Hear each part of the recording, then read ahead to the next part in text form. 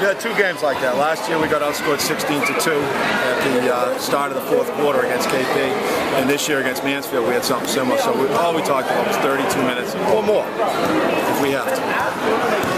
You know, Jake is a great player and all that. Do you think sometimes Aaron gets overlooked by people because Jake is in this league?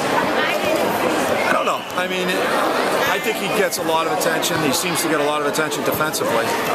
I think the days of him being just, you know, covered by some guy are long, long gone. They're different players, but they're both great players. I was always going to ask, but defending Jake Leonard, you started out with Middleton early knocking, and then you started doubling him with Lickstay. What were some of the things you were trying to eliminate here? Well, like I said to Seth, you throw it all against the wall and you see what sticks. But, you know, we don't want Jake to beat us, but we don't want every other guy to beat us as well. So you got to kind of take it as it comes. We switched halfway through the second half to the zone, and we had only put it in 2 days ago just for this game. To their credit, the kids did a really nice job of executing. That zone really forced him to force him outside. Well, they took some shots. I mean, Jake banked one in there at the end of the third, and I think that was the first time they scored against it. I was more worried about the rebound because it's so hard to rebound against a big team in a zone. But kids did a nice job. Is zone something you guys been playing here and there? Or is it almost never, but what are you going to do when it's 6'8", 6'5", 6'5", 6'5"? You know, at times you got to do what you don't feel comfortable doing because you got to give yourself a chance to win.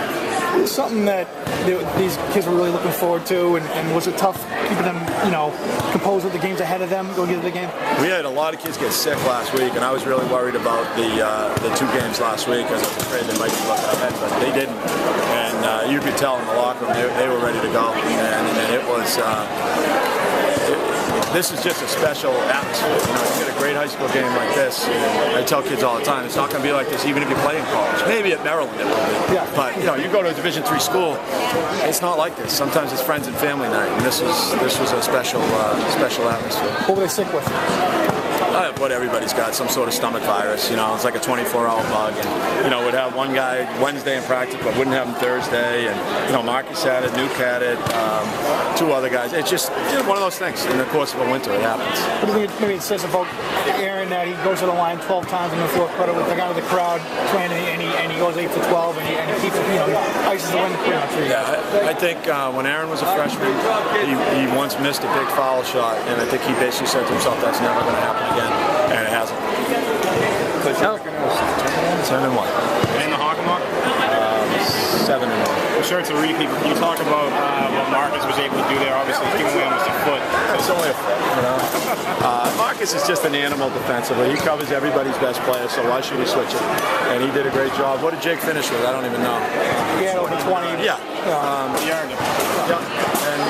And the other guys helped Marcus, which obviously you can't chin lame and expect to box him out at the same time. So the other kids helped and kept him off the boards a few times.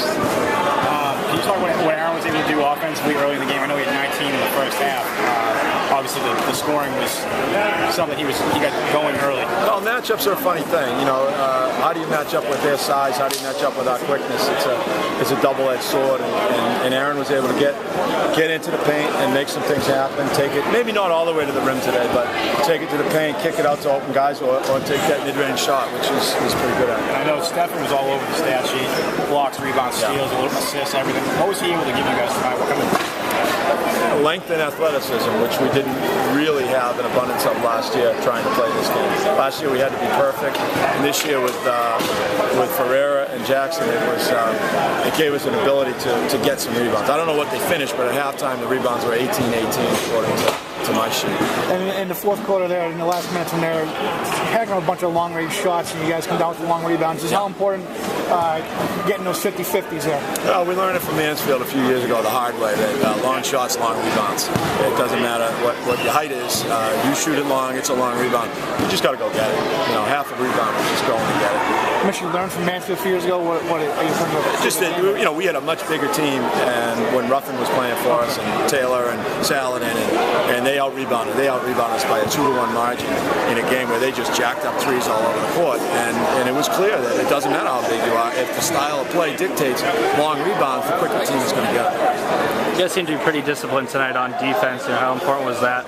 Well, they're such a good foul shooting team. I think they had. All right. I think they had 24 points against Attleboro from the foul line, and we didn't want to do that.